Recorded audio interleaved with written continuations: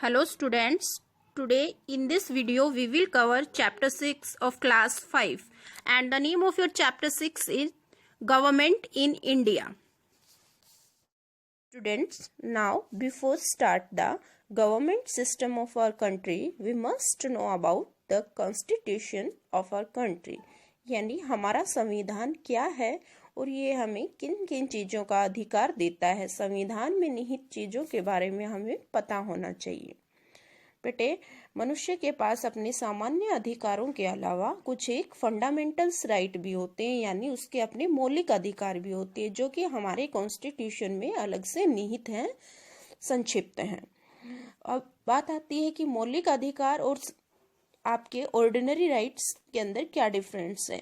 सामान्य जो अधिकार है वो व्यक्ति अपनी इच्छा, अपनी शर्तों के अकॉर्डिंग, अपने खुद के मानसिक व्यक्तित्व के अकॉर्डिंग ले सकता है। उसके ऊपर किसी भी कानूनी या लीगल अथॉरिटी का कोई कंट्रोल नहीं है।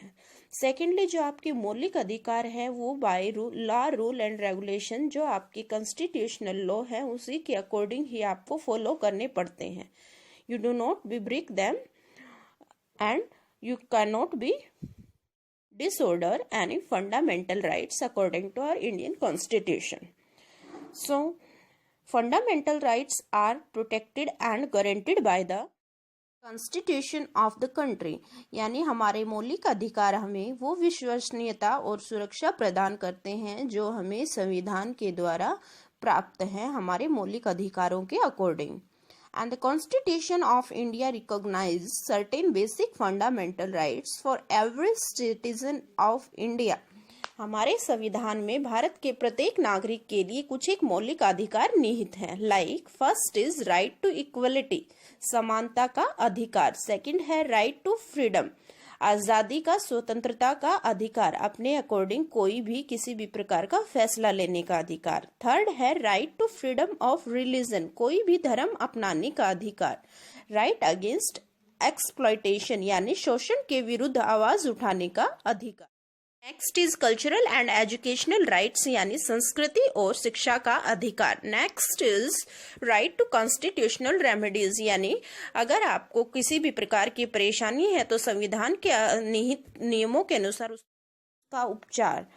Now why do we need constitution, हमें संविधान की आवश्यकता क्यों है।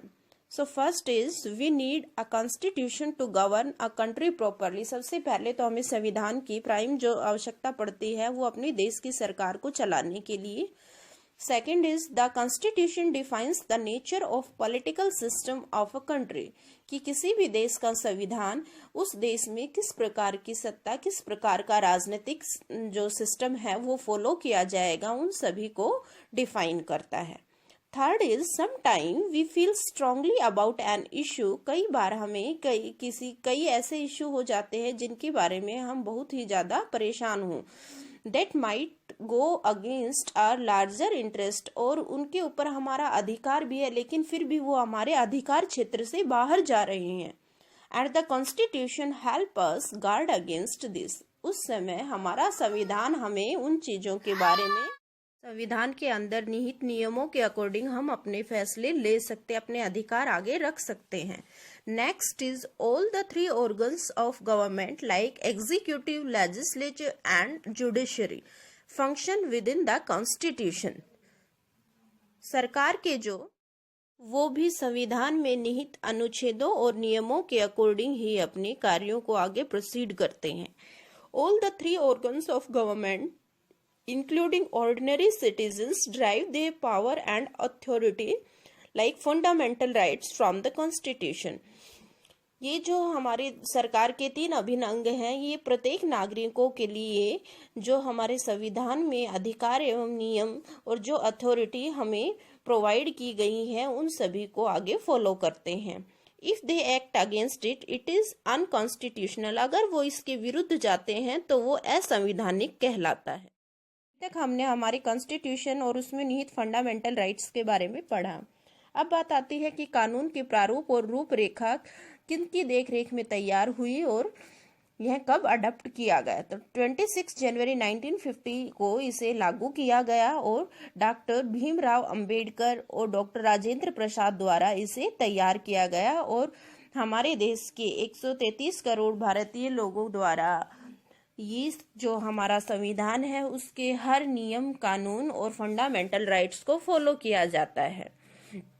Now we will discuss about the government system of our country. It's divided into two major parts, the central government system and the state government system. Now we will discuss about first the central government system. केंद्रीय सरकार कितने भागों में और किस प्रकार से बटी हुई है। Central government is basically divided into three major organs. First is executive, second is legislature or parliament, and third is judiciary. Now the function of executive organ consists of three sub organs के अंदर आते हैं बेटे हमारे president, राष्ट्रपति, vice president, उपराष्ट्रपति और सारे कैबिनेट मिनिस्टर। अब इनकी रिस्पॉन्सिबिलिटी क्या क्या है? To pass the laws made by the legislature, कि हमारे पार्लियामेंट में जो नियम, जो कानून बनाए जाते हैं उनको अपनी आपसी सहमति के द्वारा पास करना, जिसमें सभी की सहमति का होना जरूरी है। नेक्स्ट आता है ऑर्गन पार्लियामेंट या legislature. It consist Lok Sabha, Rajya Sabha. इसके अंदर लोकसभा और राज्यसभा में निहित और लिए जाने वाले फैसले। एंड सेकंड, प्राइम मिनिस्टर की जो अथॉरिटी है वो भी पार्लियामेंट के अंडर ही आती है। इसकी रिस्पॉन्सिबिलिटी है कि नियमों को बनाना। जैसे एग्जीक्यूटिव ऑर्गन का काम था कि जो नियम बनते हैं, जो कानून बनते हैं उनको पास करना, तो कानून बनाने का जो अथॉरिटी है वो पार्लियामेंट और लेजिस्लेचर के पास है। Next and last is judiciary. Judiciary organ जो है वो न्यायालय से संबंधित जितनी भी जानकारी है, लाइक जो सुप्रीम कोर्ट है हमारा देश का उच्चतम न्यायालय, वो सुप्रीम जुडिशरी ऑर्गन के अंडर ही है। इसकी जो रिस्पॉन्सिबिलिटी है to solve conflict between executive and legislature, यानी एग्जीक्यूटिव और पार्लियामेंट्री अथॉरिटी के बीच में होने वाले फैसलों के बीच होने वाले मतभेदों को सोल्व करना, अदर पब्लिक रिलेटेड मैटर और कॉन्फ्लिक्ट, और दूसरी जन संबंधी जितनी भी समस्याएं।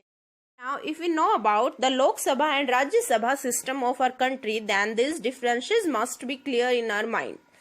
First is, members of Lok Sabha are directly elected by the eligible voters, यानी जो लोग वोट देने के लिए योग्य हैं उनके द्वारा लोकसभा के मेंबर चुने जाते हैं, यानी हमारी आम जनता के द्वारा लोकसभा के मेंबर का सदस्यों का चयन होता है। Second is, members of Rajya Sabha are elected by the elected members of state legislative assembly.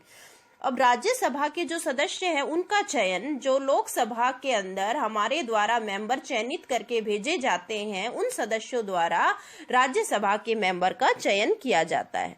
The period of Lok Sabha is 5 years। हमारे देश में लोकसभा का कार्यकाल 5 वर्ष का होता है। It is permanent body, 1/3 of its member retire every 2 years। और जो हमारी राज्यसभा है वो एक स्थायी बड़ी है जिसमें 1/3 जो सदस्य है राज्यसभा के उनका निष्कासन, उनको रिटायर जो अवधि है वो प्रत्येक 2 वर्ष बाद हो जाती है। The maximum strength 552 members. Lok Sabha के में सदस्यों की संख्या 552 है। It has not more than 250 members, जबकि राज्यसभा में 250 से अधिक सदस्य नहीं है।